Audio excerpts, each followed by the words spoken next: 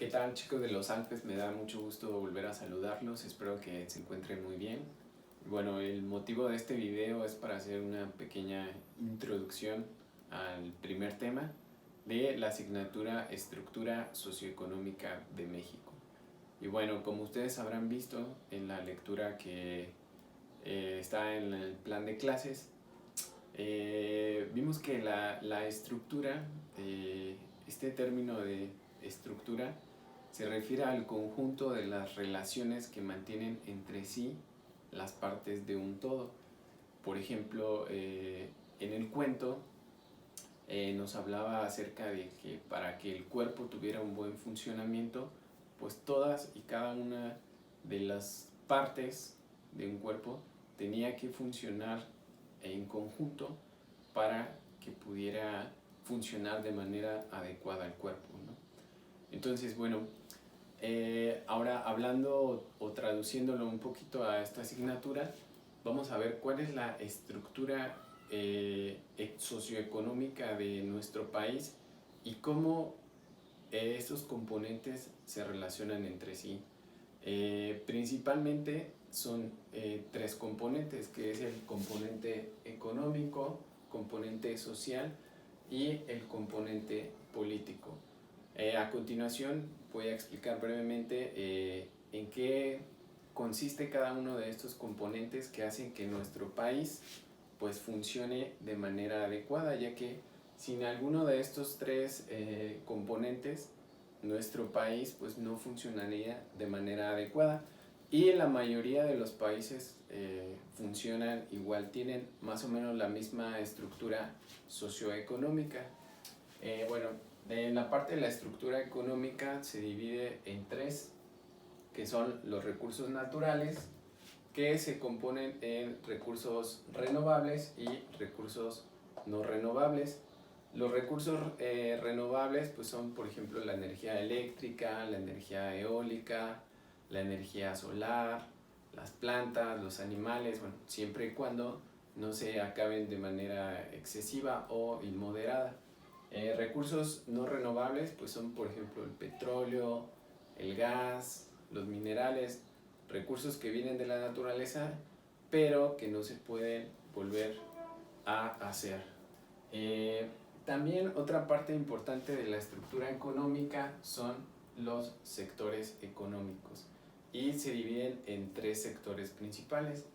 El sector primario son actividades económicas básicas como la agricultura, la ganadería, la pesca, etc. El sector secundario es principalmente la maquila y la industria. Y por último, el sector terciario son más que nada servicios como por ejemplo el comercio, el turismo, los medios de transporte. Esos corresponden al sector terciario. Y bueno, otra parte de la estructura económica es el empleo. Sí, obviamente un país que tenga empleo pues va a tener, que tenga fuentes de empleo pues va a tener una mejor estructura económica. En cuanto a la estructura social, se componen de también tres elementos, que es la educación, ¿sí?, en donde se mide los índices de analfabetismo en un país. El elemento de la salud, que se mide a través de la calidad de vida de las personas, es decir, los países más desarrollados pues, tienen mejor calidad de vida, es decir, pues la gente vive más años y vive pues, mejor. Y la población, ¿sí?, la edad de la población, cuánta gente está en edad de trabajar, cuántos niños, cuántos adultos, ¿sí? Y por último tenemos la estructura política de un país, ¿sí?, que se divide en tres partes. Primero que nada, pues las instituciones, ¿sí? Las instituciones que forman un país, como por ejemplo el INE, el INSS, que son instituciones del sector de salud, tenemos Pemex, por ejemplo, todas esas instituciones que son muy importantes para que nuestro país funcione, entran en este componente político. Otro elemento es el tipo de gobierno, ¿sí? Nosotros tenemos una república democrática, es la forma en la que pues nuestro país se dirige, ¿sí?, a través del voto libre y democrático. Y también otra parte importante de esta estructura política del país es el sistema político. A lo mejor muchos de ustedes han escuchado hablar de estas tres palabras, que es el ejecutivo, legislativo y el poder judicial. El poder ejecutivo está representado por el presidente de la República. El poder legislativo lo componen la Cámara de Diputados y los senadores, que son los que se encargan de aprobar las leyes que propone el poder ejecutivo. Y por último, el poder judicial, que lo compone la Suprema Corte de Justicia y el Tribunal Federal Electoral, ¿sí? Y bueno, voy a hablar a continuación de dos términos muy importantes que ustedes a lo mejor alguna vez han escuchado en las noticias o en algún otro lado, que es algo que se llama el PIB. ¿Qué significa esto? Significa Producto Interno Bruto, ¿sí? ¿Qué es el Producto Interno Bruto o cómo funciona? Bueno, Producto Interno Bruto mide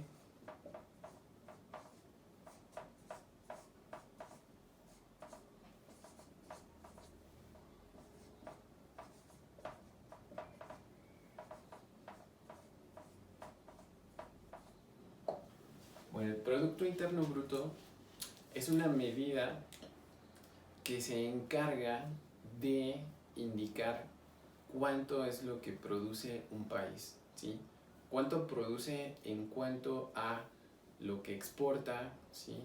Cuánto es lo que genera, y se basa principalmente en estos componentes económicos, ¿sí?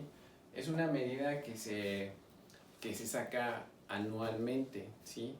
Cada año se mide todo lo que el país produce en cuanto a bienes y servicios. O sea, no solamente es lo que el país vende o lo que el país produce, sino también se encarga de medir cuánto recibe cada persona, ¿sí?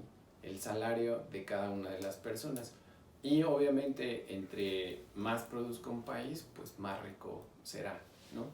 Y bueno, tenemos otro concepto importante que vamos a trabajar con él un poco más adelante en el siguiente tema, que